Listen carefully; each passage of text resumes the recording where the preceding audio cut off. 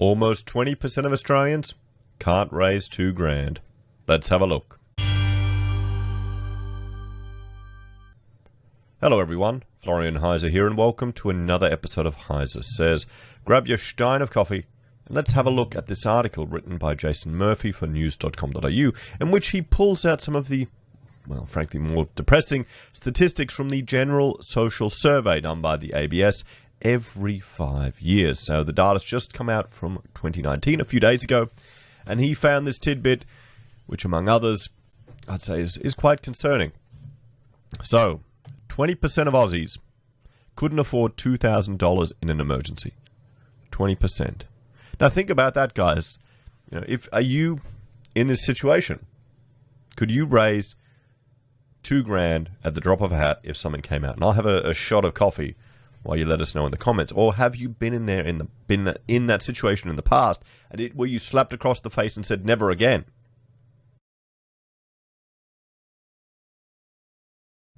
That's what I'm hoping will come out of this. That's what I'm hoping will come out of this, guys. So almost 20% of Aussies couldn't do one thing in an economic emergency. Would you pass the test? That figures out if you're in financial strife. Well, yeah. I mean, think about it. If the car broke down, if your fridge was broken. Here's the real dangerous thing with this. Raising $2,000. Okay, $2,000 it's a reasonable amount of money. No one would scoff at $2,000. Okay, no one would scoff at it. If you scoff at $2,000, then you're not at the level of the normal person. Okay, I'll bet a carton on that. If you scoff at $2,000 and don't think that's a decent amount of water cash to put in your wallet, that's fine. Maybe it's something you'll just go and piss up on, in the night. But still, it's a decent amount. It's a good night out. But for normal people, it'd be a new fridge. It'd be repairing a car. It'd be making emergency payments that you need to make, buying a month's worth of food, paying rent, paying a mortgage. If something's come up, what if you had a window smash in the house and you had to repair it? So, Australians, according to the Australian Bureau of Statistics, are on the bones of their bum. Broke. Forget about barefoot investor. More Aussies than ever are living hand to mouth. And we've seen that. I mean, that's become abundantly clear just in the number of people that had to flood to Centrelink. It's become abundantly clear that there's no actual discussion in the media. No discussion in the media about people being prepared, about people having a rainy day fund. Even if you have that, guys, that can run out. If times get unnaturally bad, because think about it, how long does a recession last? A few years? A few quarters? Maybe it takes a few years to climb back up, but usually if you have enough of a buffer for maybe 6 to 12 months to keep you going while you get maybe paid less, or while you find a bit of work on the side, or do whatever you can to scrape some bones together. But it seems it's a bit drastic what's happened here. What has happened now in the economy isn't natural. Anyway, the ABS does a big survey once every 5 years to see how Australians are going, and the results from 2019 just came out. It's not good news. This is all pre-COVID, mind you, so chuck a pandemic on top to imagine how they're doing now. I mean, this is just... it's going to be a whole new level, guys. And it's going to be worse. There are going to be some people that are going to cop it a lot harder than others. One way to figure out if someone's got no money is to ask if they can rustle up $2,000 if they needed to. Do they have it in the bank? Do they have a credit card? Or can they borrow it off a mate if they desperately needed to?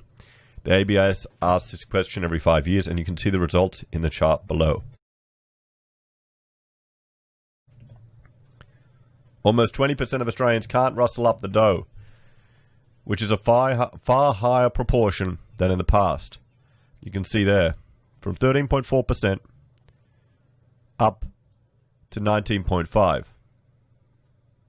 And if we jump over here, we can see this is the table from the ABS where he got it from. There's also had at least one cash flow problem in the last 12 months, and that's gone from 19.3 in 2014 up to 21.8. So that's going higher too.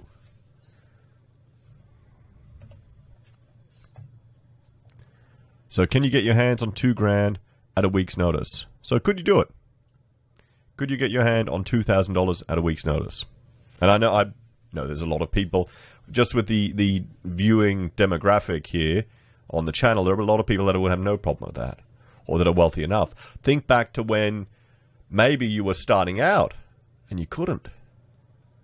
Or maybe when, for me, it would have been when we were starting our business, we had all these costs that we had to incur. This is back before you couldn't rent the software. And then you'd have, you do all this work for a client and they'd just push you out, paying. And you learn real quick what it's like to be real tight. But I mean, the real scary thing with this is, if you have people that can't raise the $2,000, what do? They go to the payday lenders. And they're in desperation. They go to the payday lenders, or they go to the food banks. It's hay fever season, guys. It's getting to me. So they go to the payday lenders. They borrow at ludicrous rates. Some of them are desperate and they don't know what they're doing. Some of them obviously aren't at high levels of financial literacy to usually get into that mess, to not put something aside. And really, we're at a point now where our education system has failed Australians. Have we seen one article yet encouraging people to set away for a rainy day? Is it ever mentioned in the emotional pieces that we see? It never is. So then they get sucked into that poverty trap. They're borrowing money, and then they're borrowing more money. Then you chuck Afterpay on top of this, and all these other, non-credit card payment things as well, and they're not captured in any of the data yet.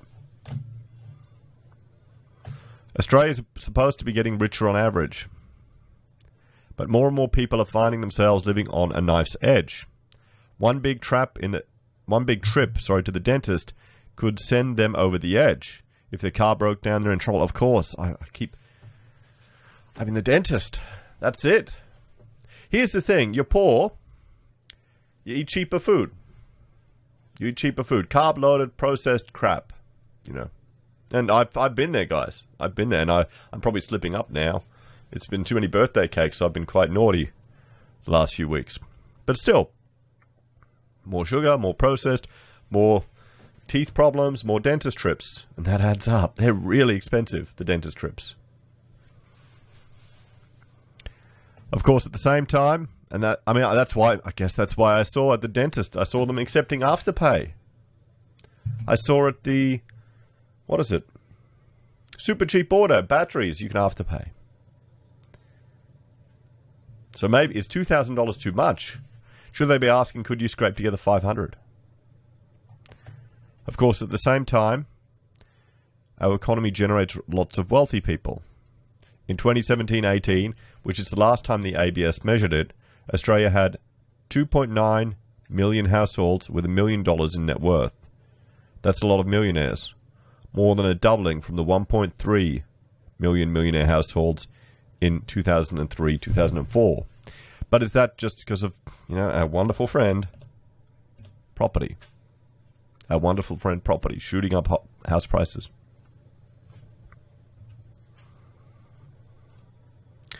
Also, 60,000 households have more than 10 million in net worth, up from 16,000 in 3 and 4. That's how much you need to be safely inside Australia's top 1%.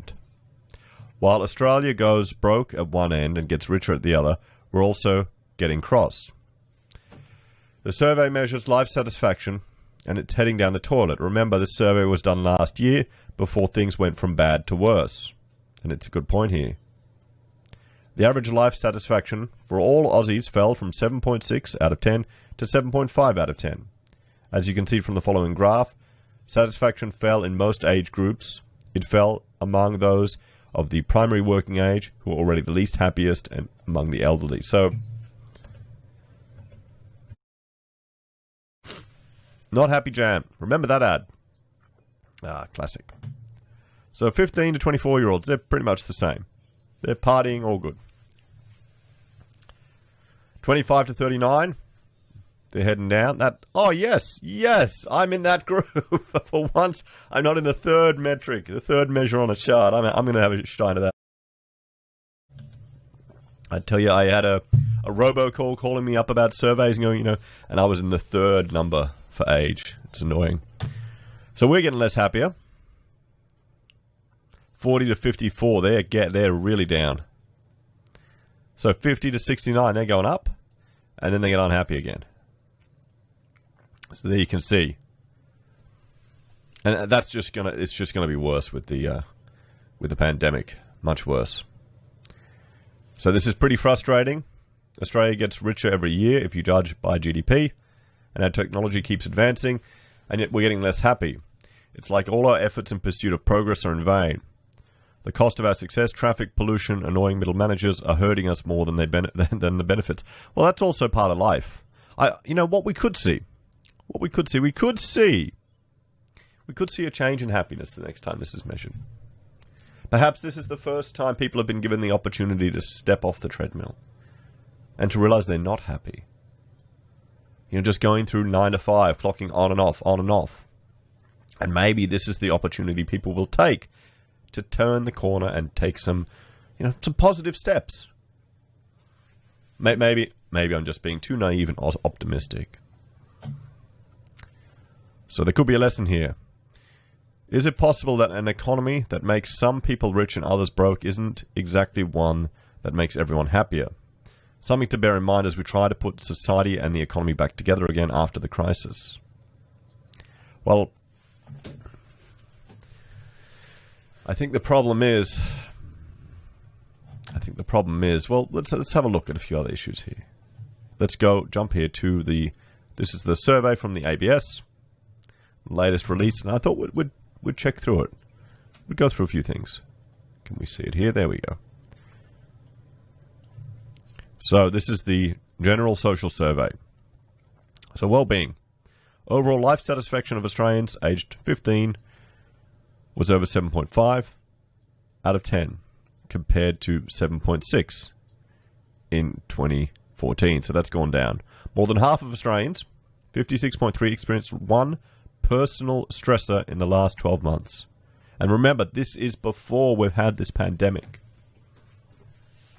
Almost 2 in 5 Australians reported always or often feeling rushed for time. 39.5. I mean, yeah, that's just the lifestyle we have now. You've got to have 2 people working. You've got, dropping off to school, dropping off to childcare, coming back, going around, rush. Always connected, always on.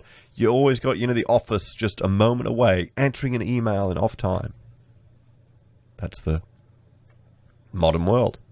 And that's why I did a community post. I asked people what they do to de-stress or deal with stress. And I'll do a video on just all the different suggestions you've made. Some are more humorous than others. But a lot of people will, go out and go bushwalking, do gardening, do things just to relax. Life satisfaction. Overall life satisfaction is a summary measure of subjective well-being against a scale ranging from 0 to 10, where 0 means not satisfied at all, and 10 means completely satisfied. In 2019, on average, Australians rated their overall life satisfaction as 7.5, compared to 7.6 in 2014. So we're slightly less satisfied with our lives. But I mean, that changes as you go through your life. As you mature, as you have different experiences, maybe you learn how to deal with things, that changes. And, well, that's going to have to go down. I'm hearing some quite heart-wrenching stories from people. Average life satisfaction was relatively low for people with a mental health condition of 6.4, people who identified as gay, lesbian, or bisexual at 6.8, and people with disabilities of 7.0. People aged 70 or over reported an overall life satisfaction of 7.8, while those aged 40 to 54 reported 7.2. Personal stressors and feeling rushed for time. More than half of Australians, 56.3, experienced at least one personal stressor in the last 12 months. This was significantly higher for people with a mental health condition compared to those who do not have mental health conditions, 81.0 to 52.8. Now, what I'm seeing in the comments and what people are sending is that some of them have never experienced any mental health issues. Remember, this survey was before the pandemic data. And then now this, like the Melbourne lockdowns, is pushing them over the hedge. And they're having to reach out and get help. Which is good. We need to encourage people to do that. And maybe someone just reading a comment of someone else reaching out and getting help is enough to encourage that person to take the step to do something to help themselves, which is a good thing. People with disability were also more likely to have experienced at least one personal stressor compared to those with no disability, 69.6 to 50.8.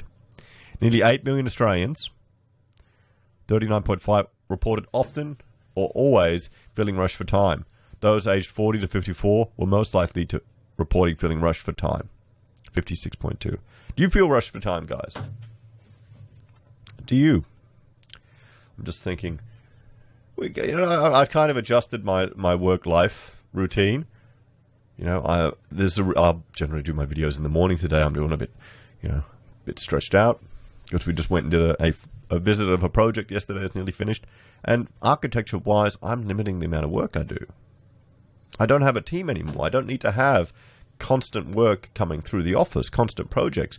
I'd rather do a few nice projects every year and actually pay reasonable fees and enjoy it.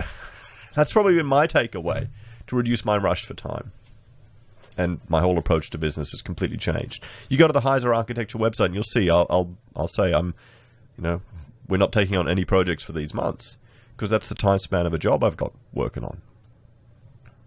And that's the decision I've had to come to over time.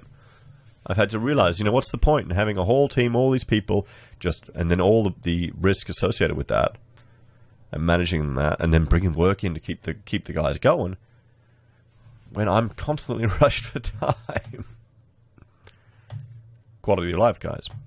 More females, 43.1, reported always or often feeling rushed for time than males at 35.8. Females aged 15 to 24 were more likely than males aged 15 to 24 reported feeling rushed for time. That's just the difference in the sexes, isn't it, guys? Oh wait, we don't have that anymore. Yeah, we do. Every sensible person realizes that there's differences between the genders. I hate to truth bomb you there, social justice people.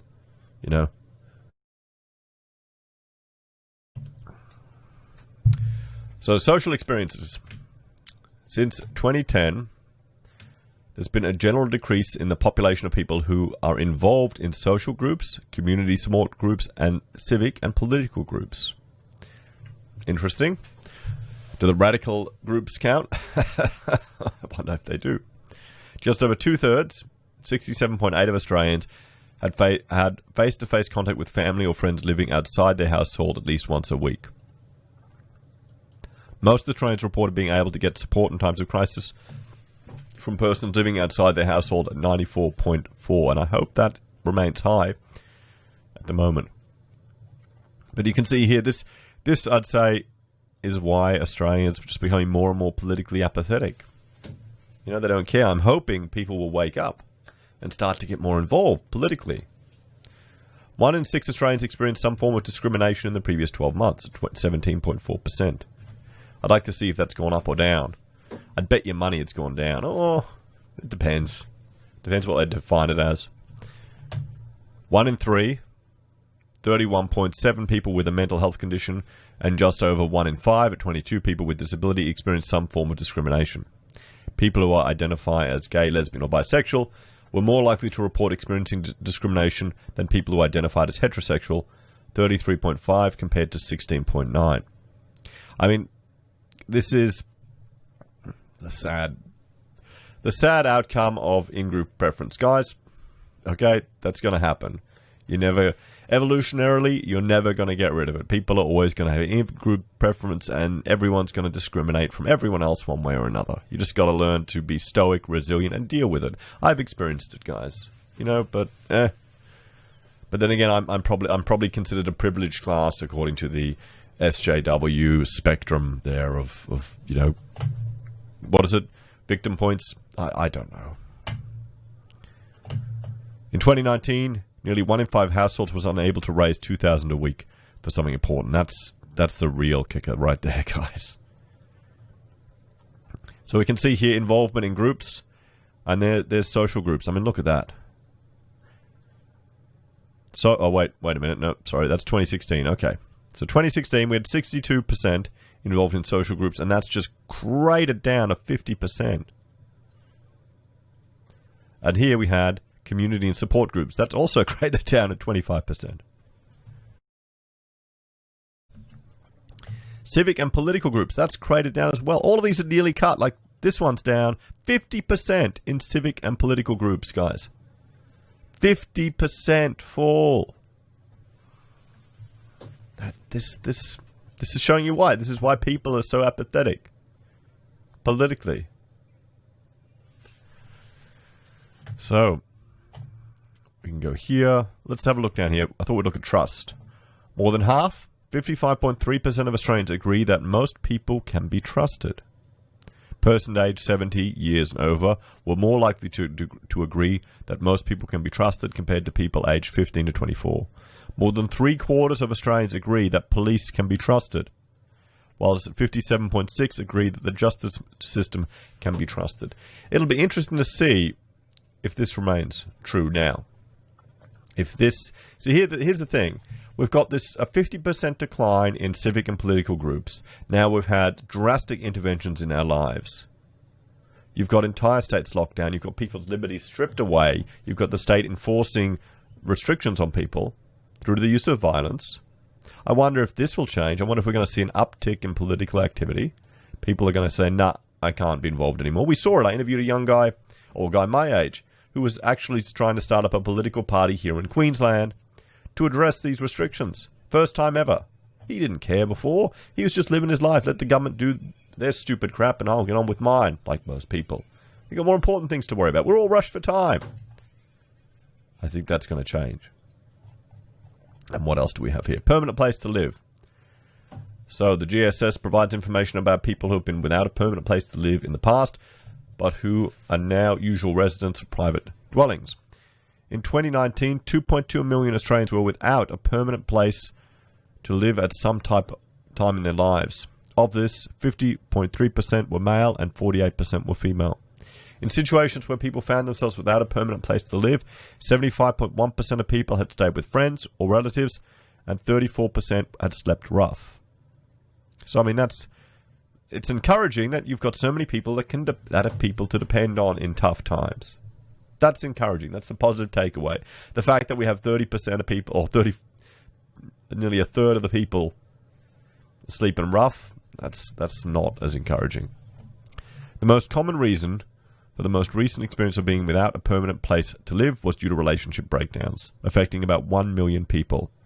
48.2% of people who had ever been without a permanent place to live. Other reasons included housing being too expensive and unemployment. And sadly, we're going to see all three of these things rise. We're going to see all of these things rise with a recession, guys. So financial stress. The GSS measures financial stress experienced by households through a range of indicators, including the inability to raise $2,000 for something important, whether a household has experienced a cash flow problem in the last 12 months, and whether a household took a savings action in the last 12 months. In 2019, nearly 1 in 5 households, 19.5, were unable to raise $2,000 within a week for something important. There were also more households in 2019 that experienced a cash flow problem in the previous 12 months compared to 2014. So we're up, guys. 21.8 compared to 19.3, as I said.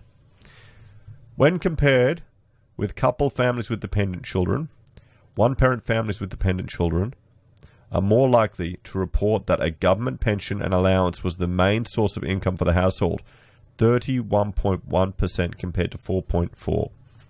And this is why I was talking to, people who buy management rights of complexes, because they want the people there, the single mothers there, they like them because they always pay regularly and they keep a clean place. And they've got the government money there supporting them. This is why we see the property geniuses, the young guys who are just buying in all these low socioeconomic areas because of this. And we're seeing more and more there's the political will to continue just the government stimulating. It's going to be impossible to pull it back. It's going to be a political issue. I've got another article we'll look at today where they calls to extend Home Builder, everyone, the Home Builder Grand Scheme. Who's surprised? So, and they're less able to save money most weeks, 20% compared to 45.1%. One-parent with dependent children are also less likely to own their own home with a mortgage than a couple with dependent children. There you go. Voluntary work and unpaid support work. Almost 1/3 of Australians aged 15 and over participated in unpaid voluntary work through an organisation in 2019. Unpaid voluntary work through an organisation contributed 596.2 million hours to the community in the past 12 months prior to survey. The rate of volunteering through an organisation for persons aged 18 and over has declined from 36.2% in 2010 to 28.8% in 2019. So people are being less generous. Just over half of Australians aged 15 years and over provided unpaid work support to persons living outside their household in the 4 weeks prior to the survey in 2019. And there we have participation in unpaid voluntary work. You can see it's the 40 to 54-year-old age group are the highest that are involved in that. You've got informal volunteering, and let's have a look. Types of unpaid work support provided to non-household members in the last 4 weeks. What do we have here? Providing of emotional support is the highest. And then you've got all the data you can download, and I will link to this in the pinned comments, guys. So a few interesting takeaways from the general social survey. The big one is 20% of Australians, or almost 20% of Australians, can't raise $2,000 when they need it. And we're getting less happier. What do you all think, guys? What advice would you give to people who are just scraping by and can't raise $2,000? Have you been in that situation, or are you in that situation? What did you do to get out of it? As always, thanks for watching. Please like, share, and subscribe to the channel. If you're a fan and want to support the content I created, there are a few ways you can. You can join the channel on YouTube or Patreon. You can use any of our affiliate links you find below, buy a merch from HeiseSays or Teespring, or use Gold Pass or PayPal. Take care, guys. Have a great day, and I will see you all in the next episode.